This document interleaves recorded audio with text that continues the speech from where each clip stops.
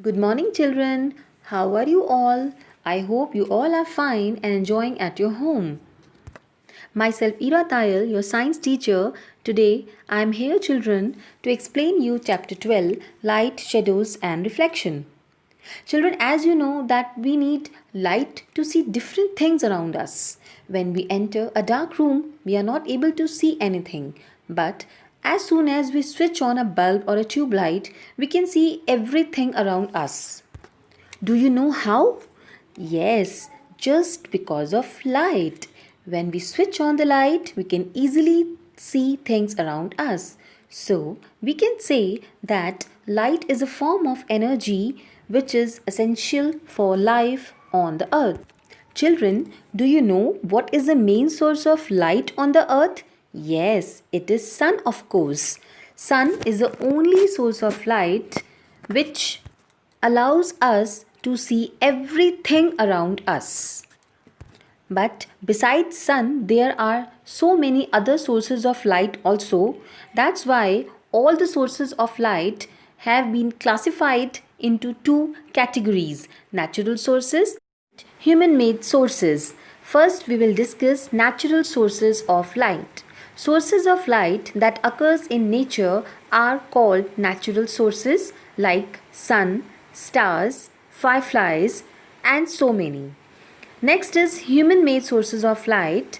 The sources of light which have been made by humans are called human made sources of light, like burning candle, tube light, lighted electric bulb and so on. We will discuss luminous and non-luminous objects. An object that gives out its own light is called a luminous object. All sources of light like sun, stars, burning candle, all are luminous objects. Non-luminous object is that which does not emit light of its own is called a non-luminous objects. People, animal, birds, plants, all are non-luminous objects. Next, we will discuss different kinds of materials.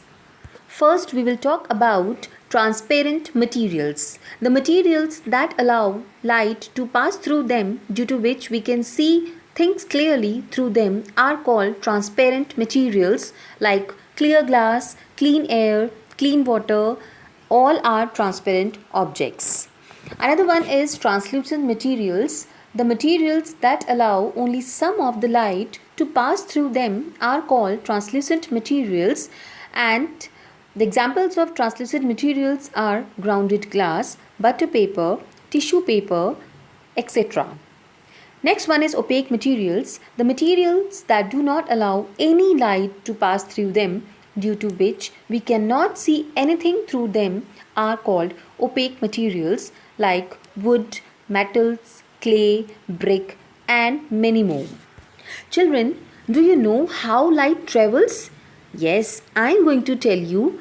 Light always travels in straight line, and this property of light by which it travels in straight lines is called rectilinear propagation of light.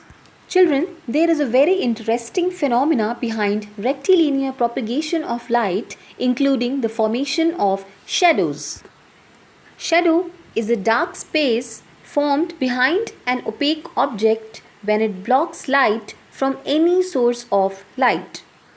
Means if you place any object in the path of light, that object will stop the light from passing through it, making that area not visible, and that is called shadow. So we need three conditions essential for the formation of shadow. Number 1, a source of light. Number 2, an opaque object to obstruct the path of light. Number 3, an opaque screen behind the object. These three conditions are necessary for the formation of shadow. Besides all these conditions, shadow has some characteristic features also. First, it is always dark regardless of the color of the object. Second, it only shows dark outline of an object. Third, it is formed in the direction opposite to the source of light. Fourth, the size of the shadow varies depending on the distance between the object and the screen. Fifth, the shape and size of the shadow also varies with the position of the source of light. Children, there is one more phenomena which is associated with light, and that is called reflection of light. Do you know one thing? When you throw a tennis ball at a wall, the ball bounces back.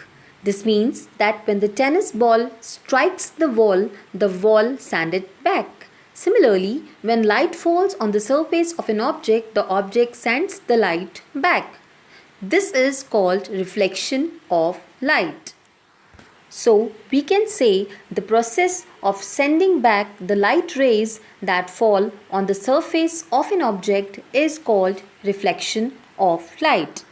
So children, these are very few facts of light which I have discussed in front of you. I hope you like this video and enjoyed a lot and collect healthy information about light. Thank you. Have a nice day.